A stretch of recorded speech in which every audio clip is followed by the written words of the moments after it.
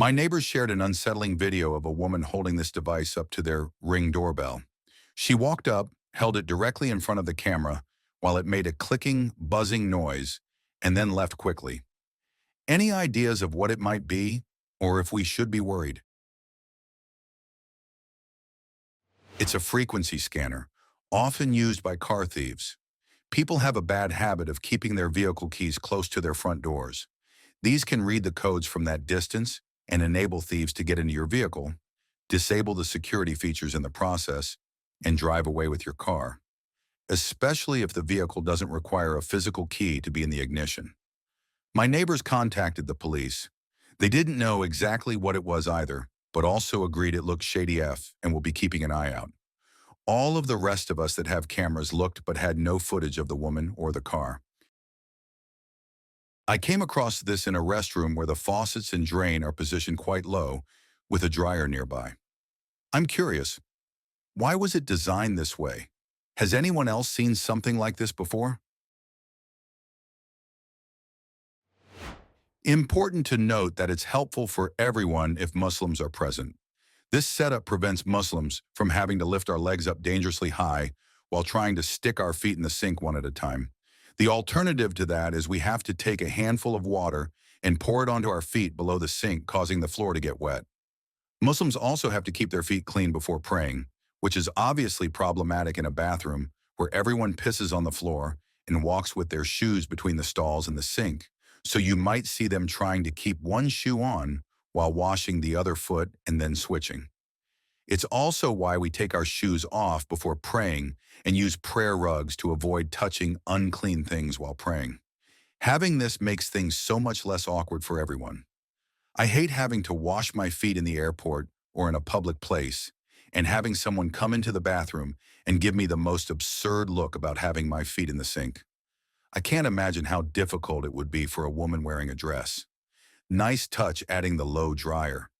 Being able to dry your feet before putting your socks back on must be a luxury.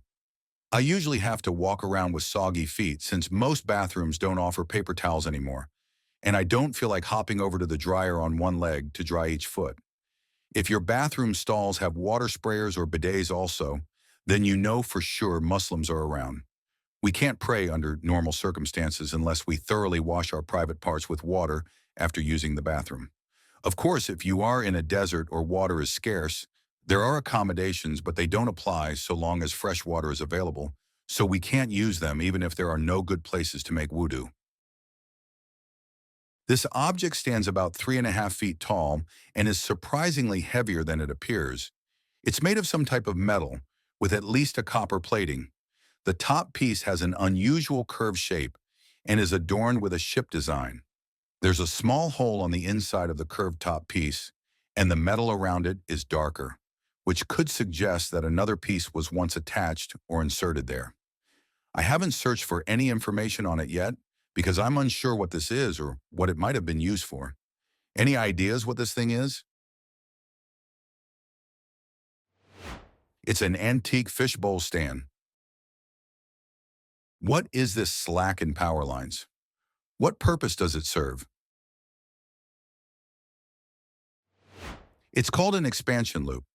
Coaxial cable, for cable TV, is mostly aluminum, which expands and contracts with temperature changes more so than the steel supporting strand to which it is attached.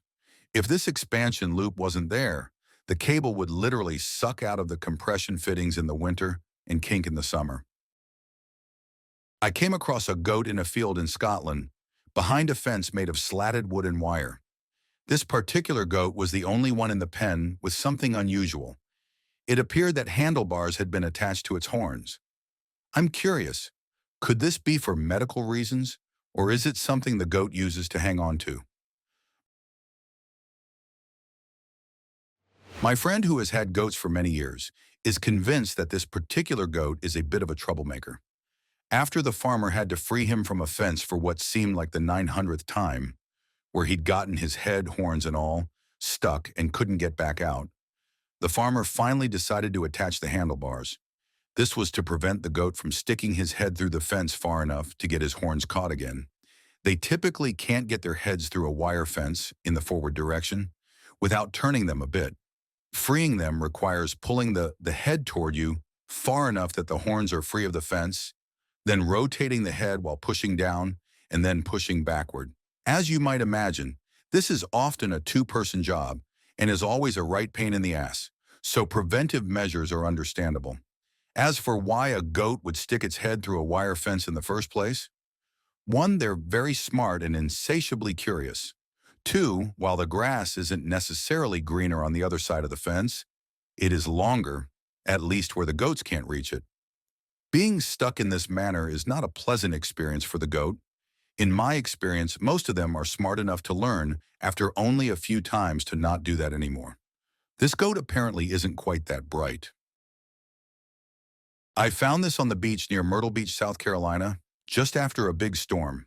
The substance is very firm and breaks apart smoothly, and it seems organic in nature. My guess is that it's a large chunk of fat. Although I was a little concerned at first, it didn't appear toxic or dangerous, like a jellyfish might. Since I didn't have any cuts or open wounds on my hands, I picked it up and made sure to wash my hands thoroughly when I got home. Any idea what it could be? That's sea pork. I looked it up when I got home, and the information I found said it can usually be found after storms. We just had one. And that while it varies in color, it usually has a flat side, may have several lobes. The texture described also matches, rubbery, and on closer inspection, it does appear to have tons of little pores. I even found a couple of news articles and travel articles from my area describing people finding sea pork and how to identify it. I'm planning on emailing our local aquarium tomorrow to double-check on ID. I found this hollow, bumpy object in my quarantine care package. It has 5 small holes arranged in a pentagon shape at both ends. It's about 8 centimeters by 3.5 centimeters and made of plastic. I don't speak Korean, but it seems to be from a mental health center.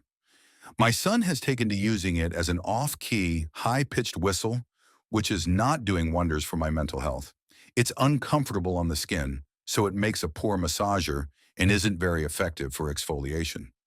I don't have hair, but I doubt it would work well as a comb either. Any idea what it could be? I just asked my Korean neighbor, and they said it's from a health center on Jeju Island. The writing says Metropolitan Mental Health Welfare Center. It is literally just a hand massager, really common for old people to get one with welfare packs. Pressure points are really important to Korean people, so wouldn't be surprised to hear they include one in the COVID care kit.